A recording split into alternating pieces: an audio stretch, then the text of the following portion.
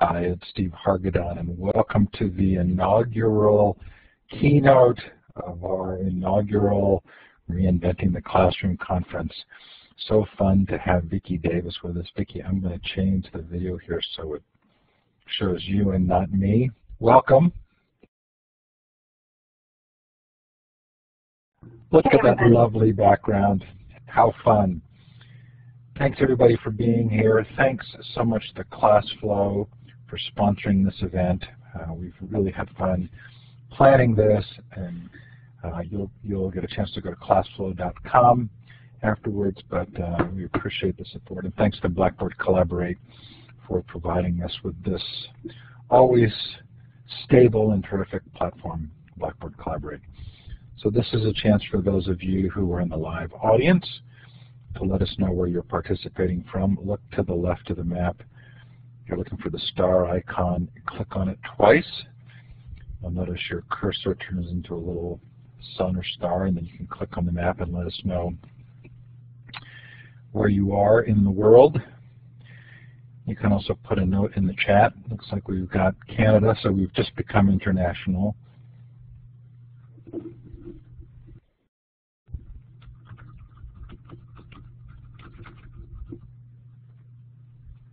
Egypt, good. Glad to see that.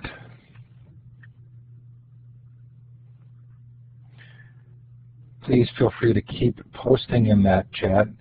Vicki is a Blackboard Collaborate Pro. It won't faze her to have an active chat. Look at that. Now we're at least 3 continents. But keep those notes going in the chat. I'm going to move us forward to give Vicki as much time as possible. Vicki, really, again, I'll let you introduce yourself. A delight to have you here, and thanks for kicking us off. Hey everybody, I'm Vicki Davis. I'm just going to leave the video for just one more second so that you can say hi, but I do have to put on my reading glasses, and also want to preserve bandwidth for those of you who may be on a different bandwidth level.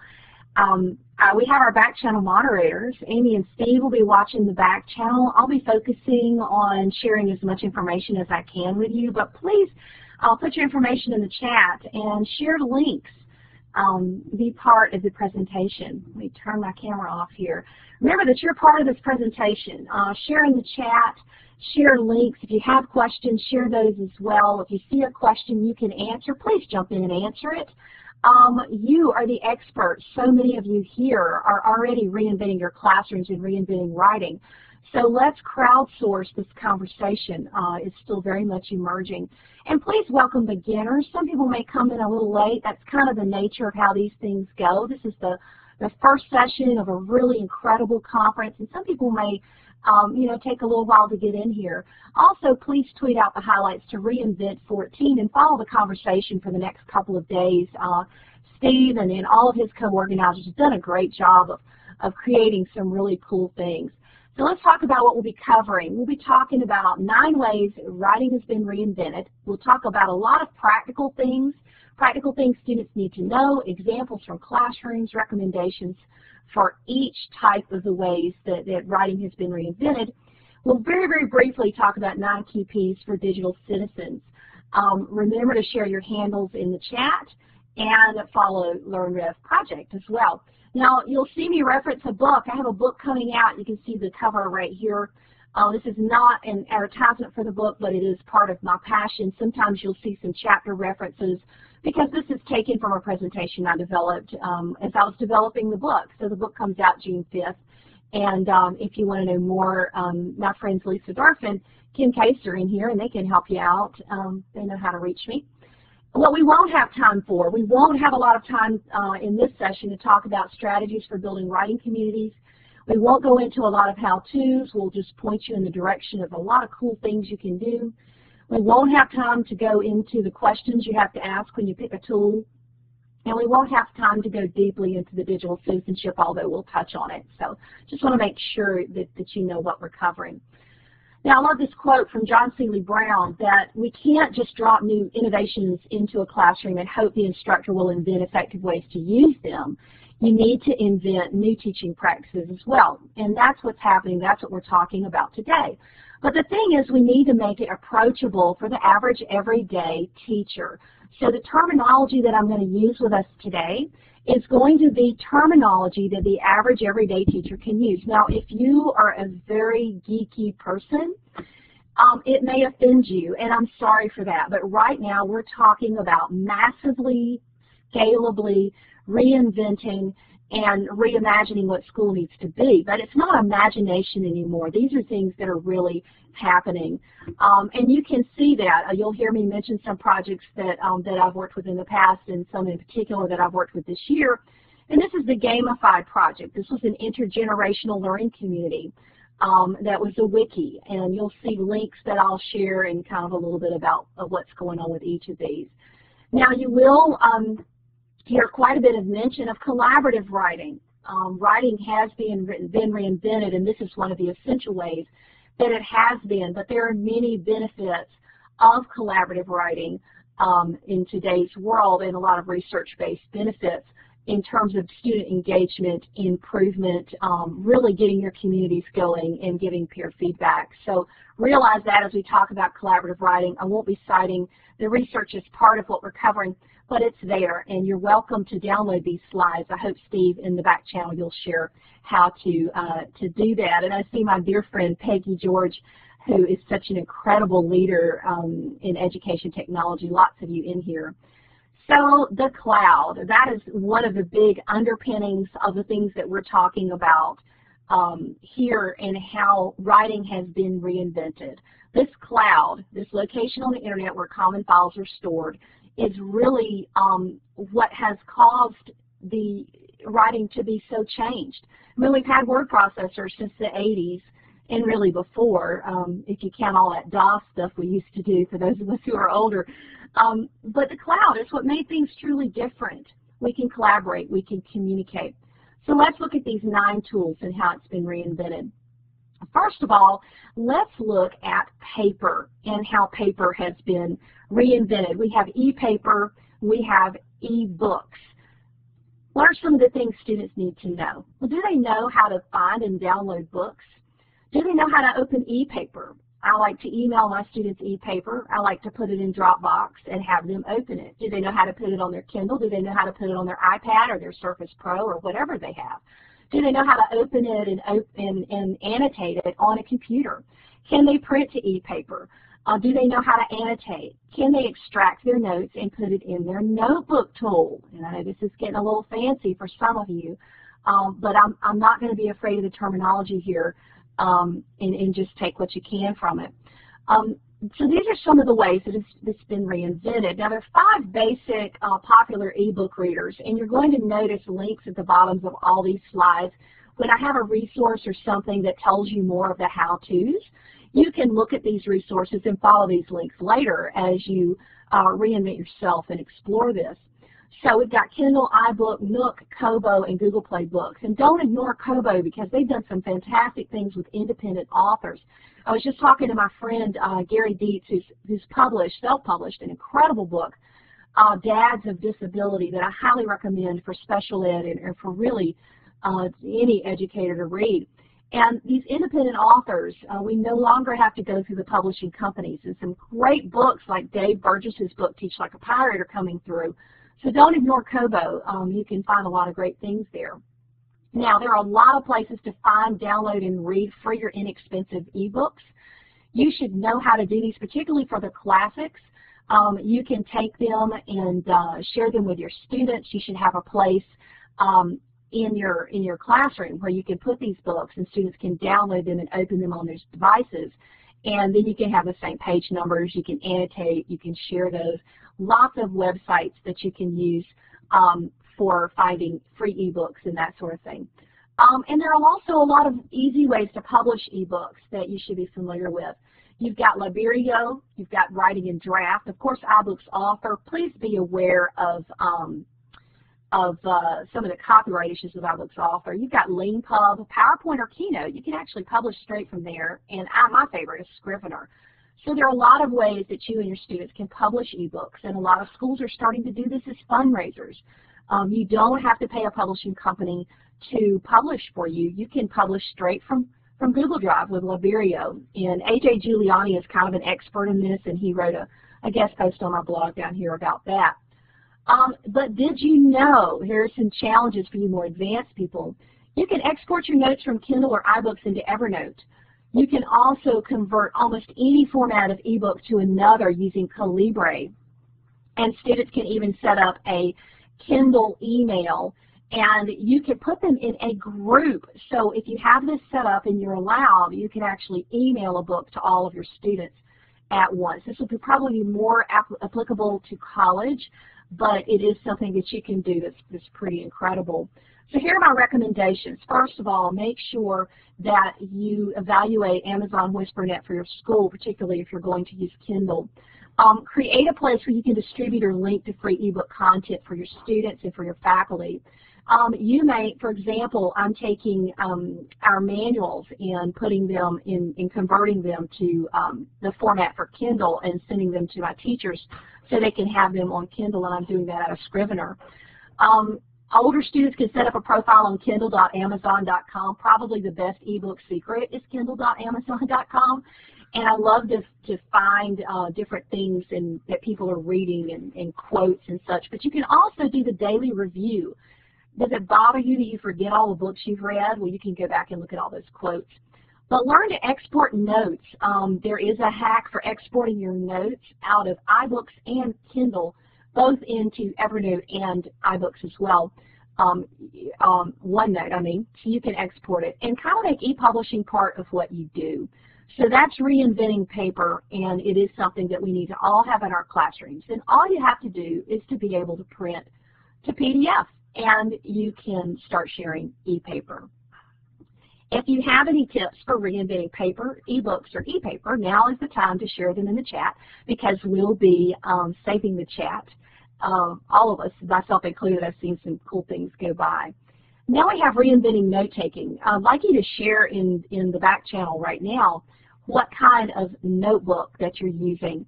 But digital notebooks, we require kids to carry notebooks to class. But how many of you have seen this in your classroom?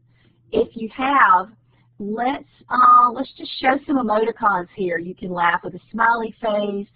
You can have some applause, or you can say yes or no. But have you seen this? Well, here's the problem I have with this scenario. Ask them to find it the next day. Ask them to find it the next week. They can't, and they won't. They can share in Google Docs. We can share in other things, but honestly, kids who are doing this usually can't find it later. So do students know how to take notes? Are they transliterate in multiple media? Do they know how to record? Do they know how to do video? Do they know how to do all these types of things? But can they organize and retrieve? So I ask my students to have a digital notebook. I give them a couple choices. I do recommend Evernote, but I love OneNote as well. I have quite a few students who have Surface devices, and we're bring your own device, so they have those choices. And then I'll ask them to pull it back up a week later, a month later. I did a piece on file extensions in the fall, and next week I'll be asking them to pull it up and tell me about file extensions. So, you know, have a different kind of quiz. Have an open notes quiz and see if they can find what you put up on your board a couple weeks ago if it was for reference. Do they know how to capture, and do they know how to share? So do they know how to share their notes? Two popular notebook services, Evernote and OneNote. We use both of them in my classroom. This is an example of what I do in Evernote. I love to use the reminders. This is me and my planning for my show, Every Classroom Matters, I have on BAM Radio. And I plan it out, and I come up with my questions, and you can organize things. But then you can also, one of my favorite things is that you can create checklists and store files, and I like to share links to my notes for the day with my students. Now this is an example of how I set up my keyboarding class. You know, when you get ready to start that class and you don't know where all those forms are and all those files are, you can actually attach those and have those checklists, and it's really nice, particularly if you're going to be handing over responsibilities to somebody else. And then this is an example of my lessons, and it's not a full lesson plan. It's just my notes on what we're covering in class, my handouts, and I'll share those links to students. You'll see I'll shorten the link. I'll have the full link. I'll shorten it. I'll give it to kids. I'll put it on my presentations and such. so they can have it. If I do any handouts, then I'll put the link there as well. Oh yes, it does have a built-in voice recorder, Evan. That's a great point, and thank you for sharing in there. And I see that Vicki Klein is sharing too. That's what we want to see here, is for you to share this. Now, the only collaborative notebook service that I've been able to find is OneNote. I know a lot of you are using Google Docs, and you could take Google Docs and then take those together, I guess, and paste it into Evernote or OneNote. But Google Docs, when you start using a notebook service, you'll really see that there's a fundamental difference between Google Docs and OneNote and Evernote. It's just a very much a different type thing. But I have had up to 10 students take simultaneous notes on a page in OneNote, and it worked just fine. You can see here that some activities and some work, and the thing I do like about OneNote is you can click anywhere on the page and put things. You can see the screencasts and all the types of things that I like my students to do. So here's a recommendation for reinventing note-taking in your school. Select an official notebook service for your school, set it up to sync and connect with students and teachers. This is more than a learning management system. It's literally a notebook. Share notes, learn to capture, annotate, and find, and then see if the students can find notes at a later date. Now, yes, OneNote is a Microsoft product. They have just released it for free. Microsoft has done a whole lot of things recently to be more competitive, including offering their app on an iPad. Although you can't edit unless you have a 365, you can view, and of course we're going to talk a little bit more about that in a moment. Now, one thing I want to mention here, programming and STEM is so important, and computational thinking is part of what you can do when you reinvent writing. So don't think that just because I'm writing means that you turn off your programming brain and how that works. So you can use, I'm mentioning right here, this IFTTT service, if this then that. It's really a personal secretary for anybody who wants to do anything with writing. Did you know that you can actually set up an email to send notes to your notebook? And I've checked here what is available in which service. I also have my copier set up to send to Evernote as well. And then the other thing that I've done is I have linked Vigo and other things to Evernote to save certain things. When I do a LinkedIn update, it goes to Evernote. Save all kinds of things to Evernote just for reference purposes. Every school blog that goes live, I save it into Evernote just so that I have a copy and I can search it later. Do install your browser plugins for these notebook services. It makes them a lot more useful. Now, it's interesting, I was testing this out, and I had sent Steve the slides this morning. Evernote has added a new annotate feature inside Evernote. Basically, they've pulled Sketch into Evernote, and it's very cool. So go into Evernote today if you're already using it, put your mouse over it, and see how that works because you can actually annotate in there. There is a OneNote clipper that you can use that's very powerful in OneNote. You can also in Evernote set up an import folder to automatically bring in documents, and everything I put in that folder automatically goes into Evernote. Can't do it with OneNote, you have to use OneTastic, which is a kind of a little macro tool. You can't really edit Evernote simultaneously. That's one drawback. If you need simultaneous editing, you're going to have to use OneNote, and a lot of folks who are real heavy on the Microsoft love OneNote. Two great options here. There are other ones. There's SpringPad. There's other note services, but those are my two favorites to use with students. So that's number 2. Please share. I see a lot of great links on, oh, my friend Dr. Thomas Ho is here. Lots of great friends. A lot of people sharing great links, and that's part of what we're doing here. So take a breath. Here we go. We're reinventing note cards now. How do those work? And you'll notice again, for those of us joining us just now, is that we're trying to use terminology that all teachers are familiar with. So I love Vigo. It's my favorite. Yes, Delicious is out there. Since they were bought by Yahoo, they've kind of been Yahoo'd, and they're not doing quite as well, I think. But here is a traditional note card up here in the top left. And you can see all the counterparts. So the hyperlink is actually part of the bookmark. The title is there. And then you type in your information. You can even put quotes. But the stars show us things that you can do with a digital note card that you can't do with a traditional note card. You can tag. You can read it later. You can make it private. Cache it means to save a copy of it for later, which is great. You can have a group dictionary if you send it to a group. It's a big, huge educator group. And there's all kinds of group dictionaries in there. So there are a lot of powerful things you can do. You can add it to a list and play web slides from it, which is one of my favorite things to do with the notes. Let's look at a few things. This was my daughter's e-folio when she was in 10th grade. She's about to graduate in just a few days here. Monitor her up, but that's getting ready to happen.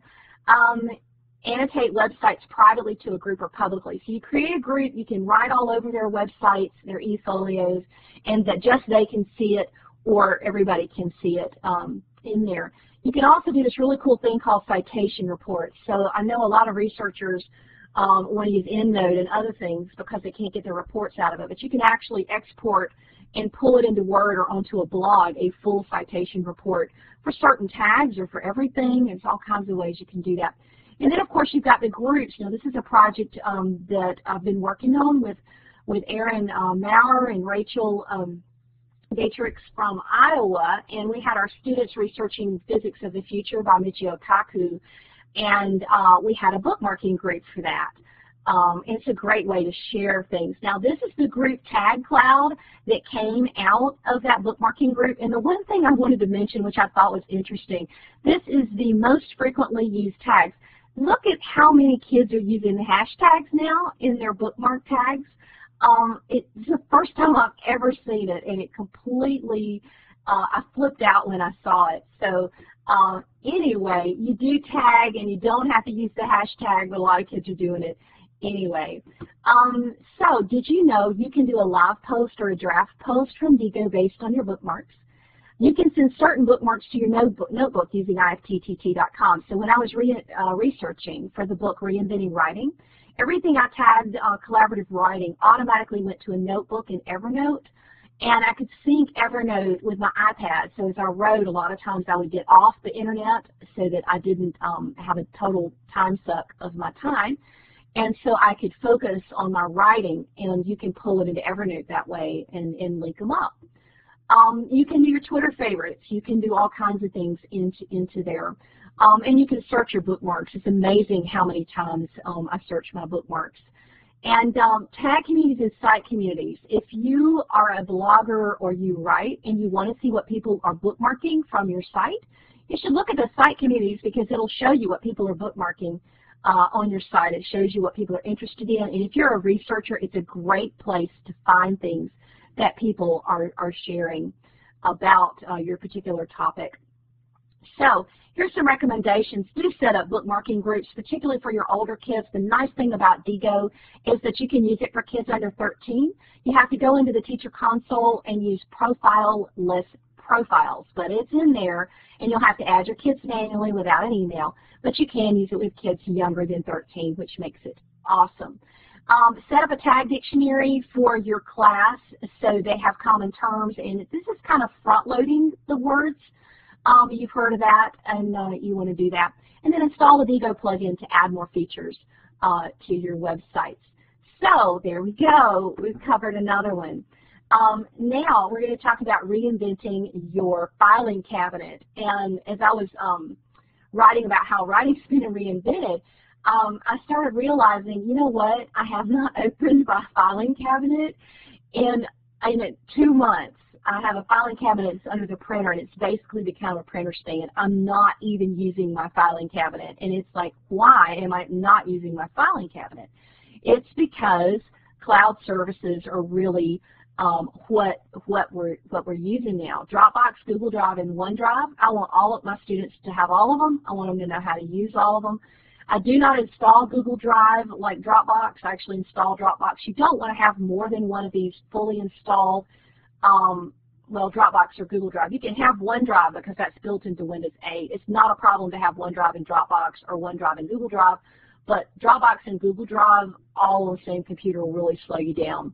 And there's some things you can really do to slow your computer down and mess it up if you I've done it. So ask me offline or on Twitter if you think that's you. So do students know how to save to the cloud? Do they know how to get files? And do they know how to move files between them? So let me show you a little secret of what I do. I do an Amazing Race Cloud edition 3 to 4 times a year, and I give them tickets, and it's just like the Amazing Race. And I have my students upload files and download files and convert files and to move them back and forth. And feel free to download this presentation. I know Steve will tell you how. And take a look at how I do this. This is the introductory piece, and they have to run around. I actually have a student be a cloud, and you may think it's wasteful, but I have them wrapped in toilet paper to give them a visual of this cloud taking things in different places. And I want them to be able to use any device anywhere. We are a BYOD school, so they need to use multiple devices. This is a great strategy for a BYOD school. But remember this, there are tools out there like mover.io that will move between your tools. Some services you have to pay a price for, but quite a few of them are free, and you're not stuck, so you can move it. But do know that there are some HIPAA issues with Dropbox. There are some security issues with different types of files. So, you know, guidance counselors, you should keep your stuff on your local hard drive, or you should encrypt it in Dropbox. Did you know you can connect with your students? It's a great way to share videos. It's the only way I know to share videos among these three that's really effective. You can create a folder, though, and people can upload to it using dropit2.me. Sort My Box helps you organize and move your Dropbox materials. So if you've got a mess in your Dropbox, great tool. But you can even do like Google Forms. If you aren't allowed access to Google, you can use JotForm. It sends it to Dropbox. And you can automate. You can even make a website using Site44 from a Dropbox folder. So many things you can do. In Google Drive, you can install like a Dropbox folder. Again, don't do it at the same time. Set up shared class folders. There's so many things you can do with Google Drive. And then, of course, there's OneDrive. The one thing about OneDrive is I give this as a summer assignment because only 3 kids behind a firewall can sign up per day. It's really a mess to get signed up unless you pay for their service.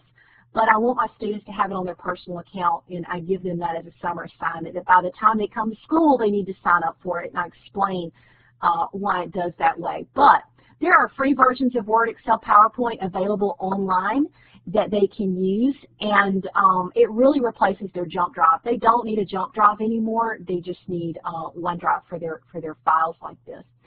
So I recommend every school set up their collaborative writing tools. You probably won't do Google Drive and OneDrive and all the ones I've done, Dropbox, but you do need to pick one.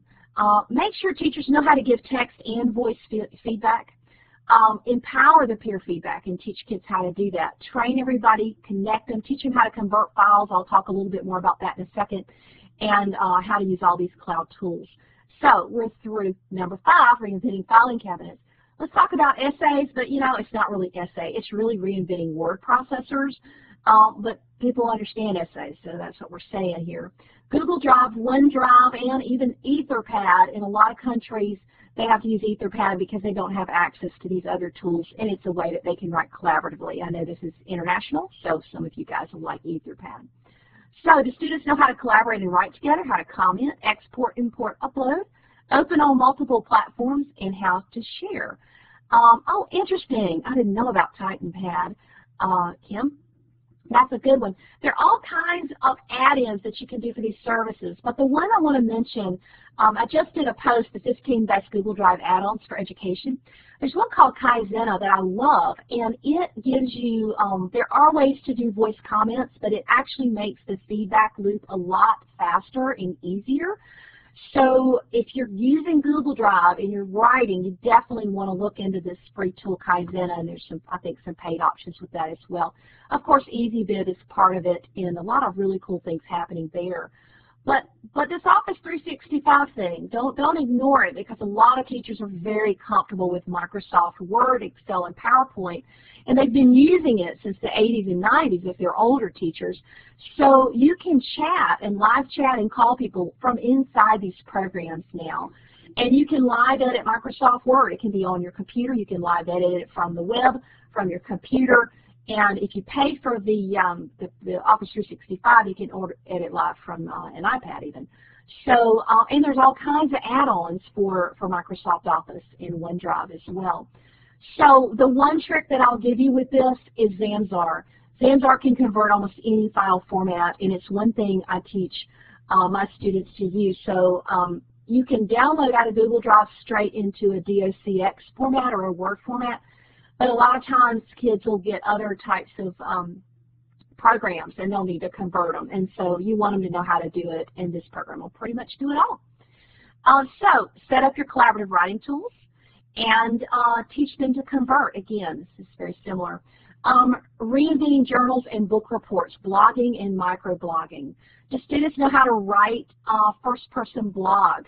Do they know how to link contextually and cite sources?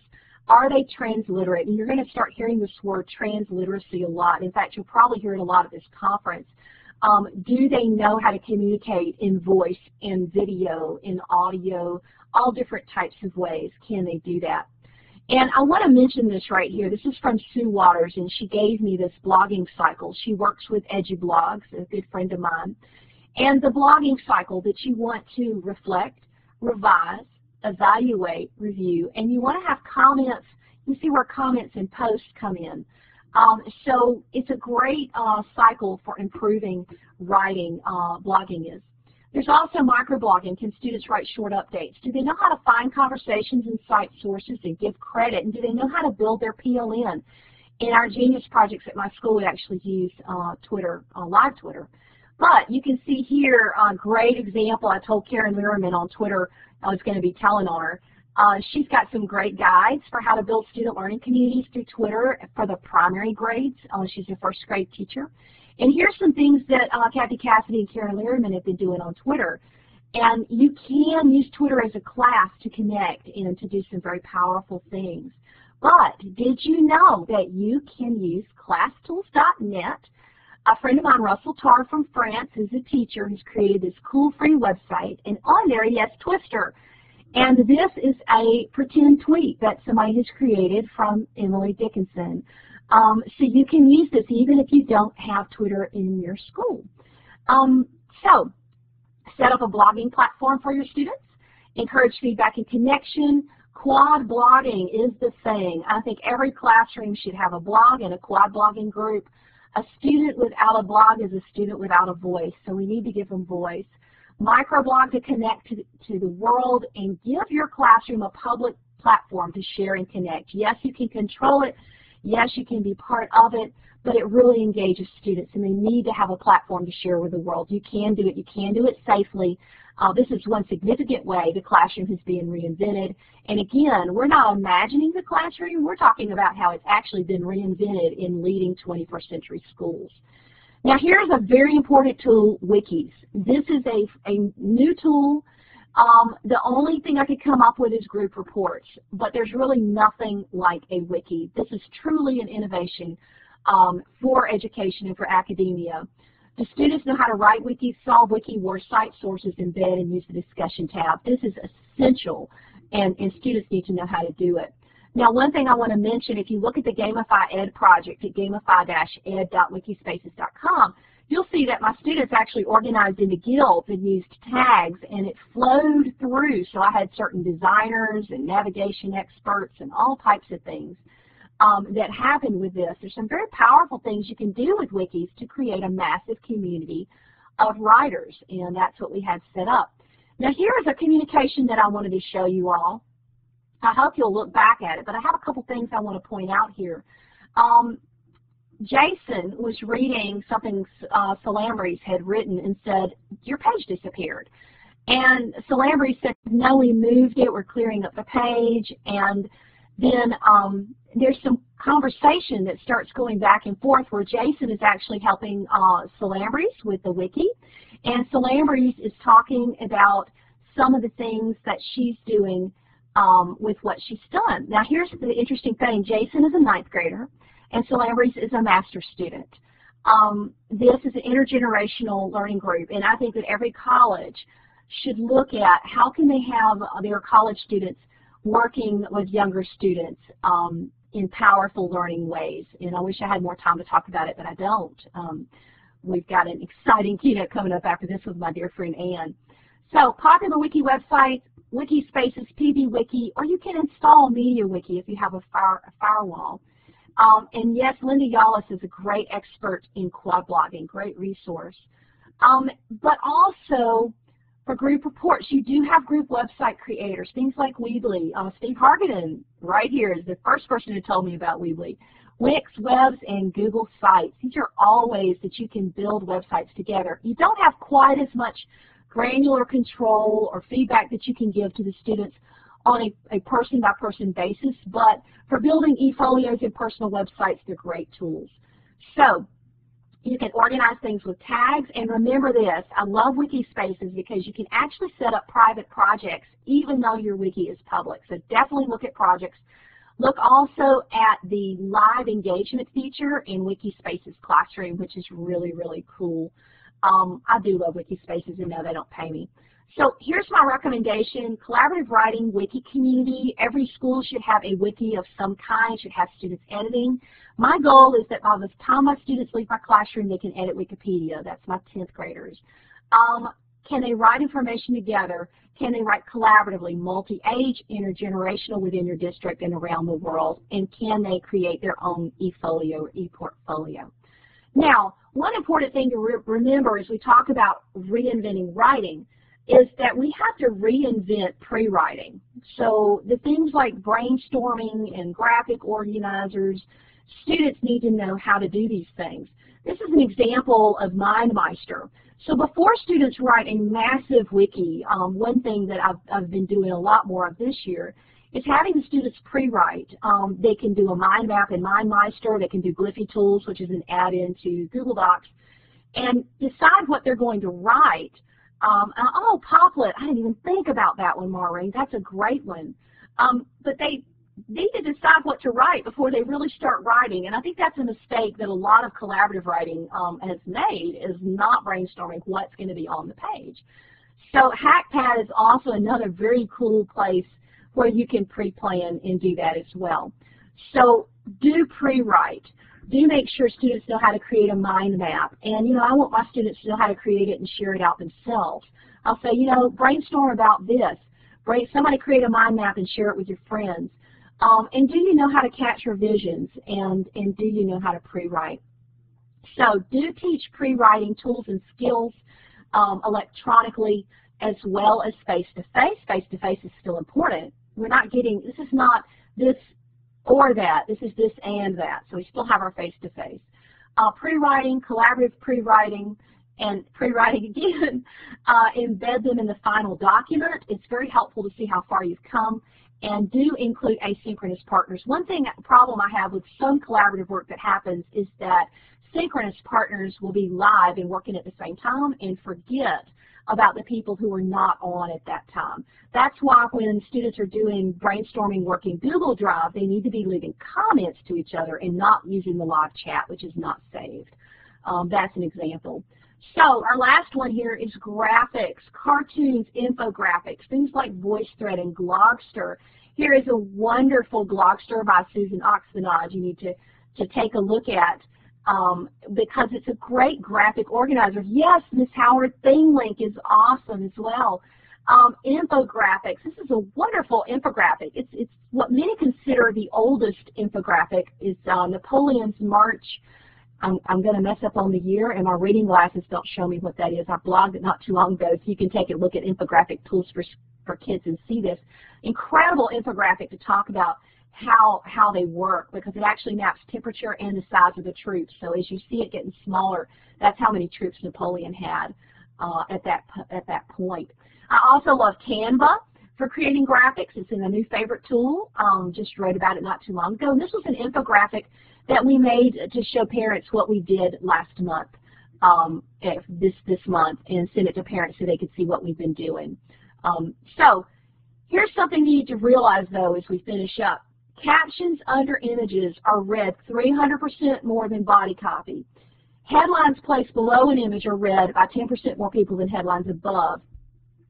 The other thing to realize is when your students are putting things in the blog, never break the left margin. That is shown to decrease readability and people will stop reading.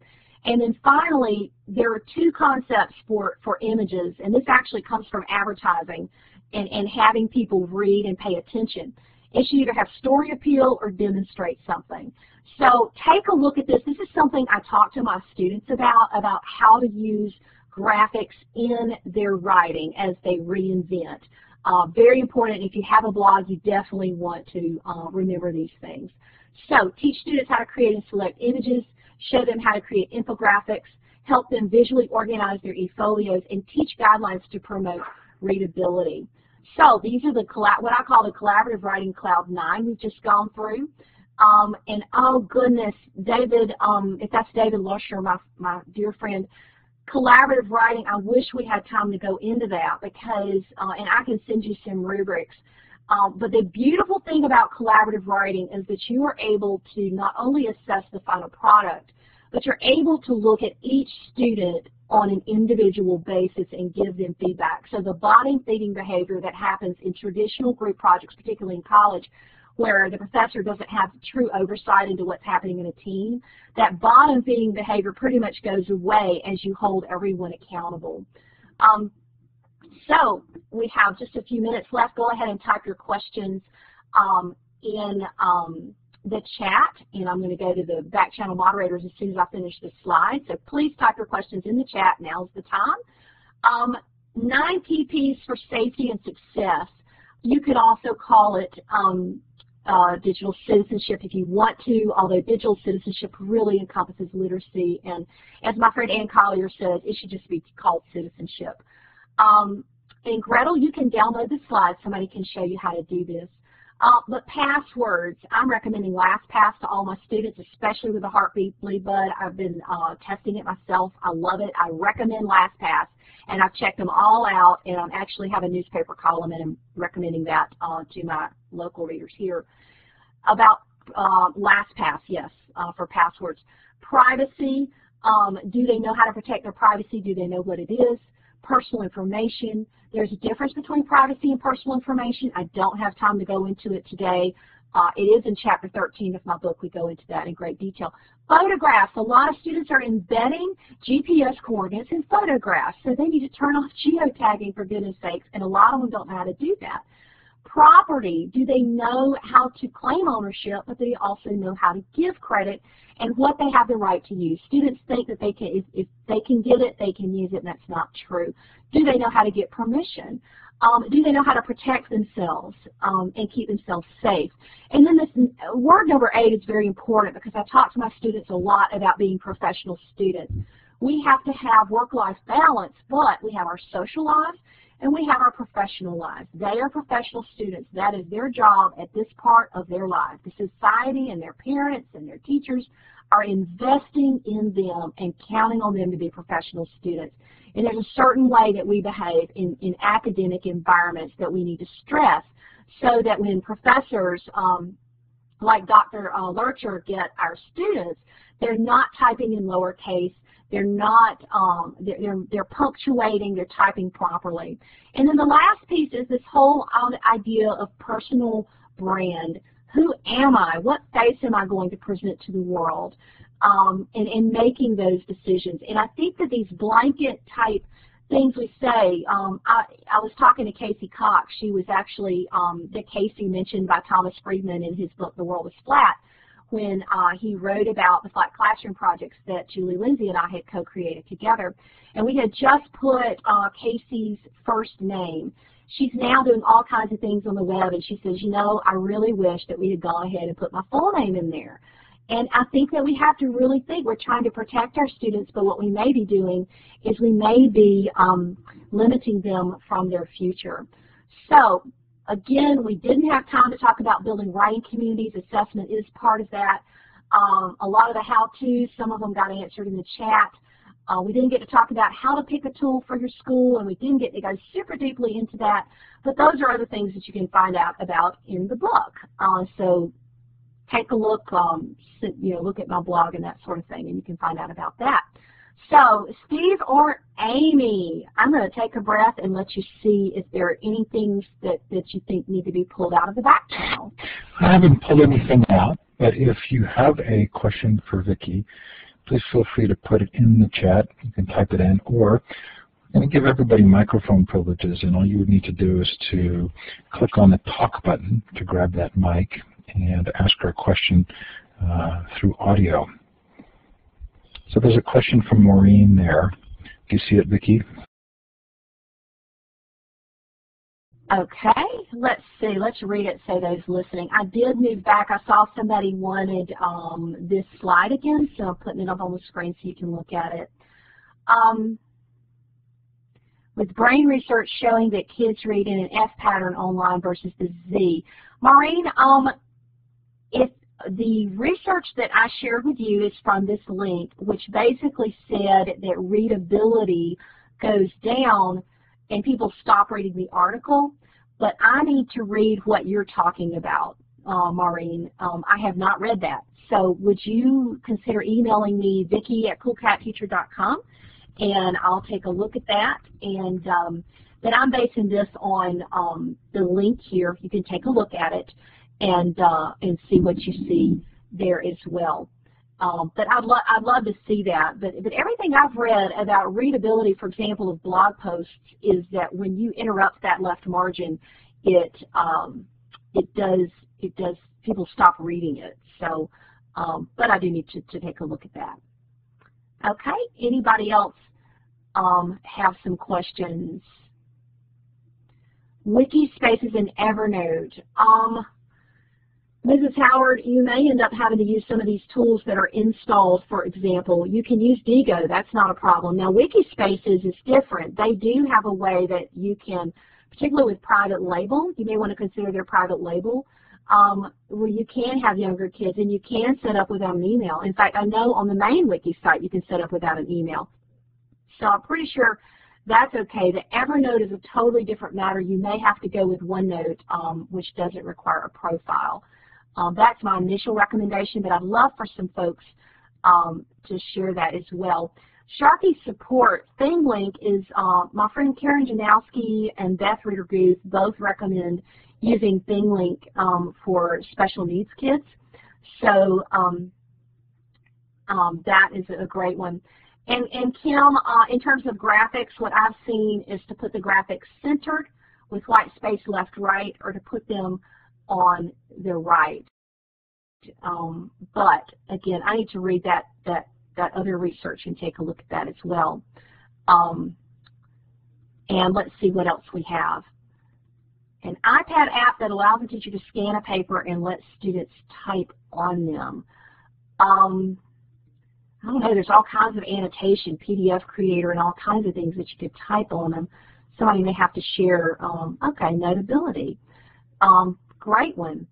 Okay, and you know what? I realized that I had set my Google timer. Steve told me I had to finish at 7:55, and I set it for 50 minutes, and I thought I had set it for 55, so I thought it was running out of time here. Let's see if we have any other questions or any other folks that would like to. Okay, I see a question. Do I teach them study skills as part of research? Alice Barr, that's a great question. You asked it at about 7:15. I actually teach organizational study skills before any of this. We use a Google Calendar for our class and our school, so I teach them Google Calendar, how to use it, how to add invitations. I teach them Inbox Zero, how to use apps like Mailbox as well as Maelstrom, because I think productivity is very important. And I can't believe how many people don't understand Inbox Zero and just have so much in their inbox. And, you know, I've struggled with email, but, you know, between Mailbox and Maelstrom, you can look at my badge on Maelstrom. I've had Inbox Zero 5 times in the last 2 weeks. But learning those types of things. And then I'll go in and I'll look in my students' inboxes when they're checking their email, and I'll say, okay, what's all that email? Can you clear it out? Because I think that focus and simplicity is a real important part of today's society that we need to have. Great new book I was telling Steve about from Arianna Huffington about balance and quality of life. And I think that for me, just having a clear inbox every night just gives me a sense of peace. And that kind of comes before all of these things. Students need to be able to receive email and to get email. And I think that every student should have an email of some kind. There are email systems you can use for younger kids, and we need to have that. So thank you. Let me see if there are any of you, if I missed your question, would you just drop it in again? Sophia asked a question that went by, Vicki. She's asked about her students writing a speech, and they have iPads. How should they start? Okay, are they writing it together, Sophia? If you would share that in the chat. I know that when my students present, they've presented for Steve before, the Global Education Conference this past December. They presented some other places, and we actually write in Google Drive, and then a lot of times they'll create their slides in PowerPoint, and then we pull it into Google Presentations to move it around. So I would love to know if they're writing it together. Yes, it's maelstrom.co. I'll do that. Let me see. Oh, it's individual, Sophia. Really, they can write in just about anything. I will say that, for example, I use Wordsmith, spelled W-E-R-D Smith, and my goal is to write 1,000 words a day, 6 days a week. Great book by Stephen King if you love to write. You don't have to like horror, but he wrote a great book called On Writing, and he writes 2,000 words a day, every day, no matter what. And Wordsmith is one of those kind of like byword that's a completely, it's a drafting, no frills drafting. And I think there's real value in going into something where you're just trying to get it out that first draft, and then you can start editing. And I found that many students have trouble writing because they're perfectionists. And a lot of kids with LDs are perfectionists. And I'm thinking of a student right now. I was watching him write a blog post last night, and his e-folio is due today. He wrote 3 sentences, and he did not like the word in one of the sentences. He backed over all 3 and started over from nothing. So I think that teaching kids how to go into a platform and to just rewrite to get that out and then take it in and edit is a very good way to teach kids how to write. But all the things you know about writing still apply. You can just do all kinds of new things you couldn't do before. And Sharky support, your kids are paper free. If you have a blog, Sharky support, would you share it with everybody so that they can learn from you? Because that is great. Eliminating notebooks, Leo. It depends upon your school setup. If you're very heavy Microsoft and behind firewalls, you could do it in OneNote. OneNote is actually very, very powerful. You just need a good IT department to set it up. So that's one thing about it. But I would look at Evernote or OneNote. And I actually don't use textbooks anymore. I'm using sophia.org to kind of, I'm not using flipped learning, but what I'm doing is I'm creating tutorials for my students on Sophia, and they go through that. So there's some great tools there as well. So Steve, it looks like we've got 2 minutes left for you to wrap up and tell them what to do next and how to download these slides. I hope I've given you some things to think about. I hope you'll follow these links and learn. If you want to know more about the book comes out June 5th, so it'll be out really, really soon. And I'm scheduling as many webinars and things as I can to share the book, because I'm a full-time teacher, so I don't travel a ton. But anyway, it's been great to be with you. And Steve, thanks for letting me open up this incredible conference. Your speakers are incredible, and you've really organized some wonderful couple of days. Thanks, Vicki. Okay, so the number one thing I'm going to tell people how to do is to clap. So hover over the smiley face in the participant box, and then you'll go down and there's an applause icon. It used to be much easier to clap here. Vicki, that was terrific. Thank you so much. If you want to download Vicki's slides, go to File, Save, and save the whiteboard. And be sure to save the whiteboard in the PDF format, because the default format is a Blackboard Collaborate specific format. You don't want that. Coming up next is Ann Merchant, a good friend of ours and a terrific lady from Australia, and I've put the link on the last slide here. You're also going to get a survey as you exit. We'd love to hear from you. And please do click on the link to ClassFlow and support this project, because they've supported us and we really appreciate it. Vicki, I can't wait for the book. Thanks, Steve. It was great being here, and wonderful audience. You're going to have so much fun. Yes, what a great audience, what a great speaker. I'm sure it's going to be a great book. Thanks, everybody. Thanks, Vicki. Okay, the way this works is I turn the recording off.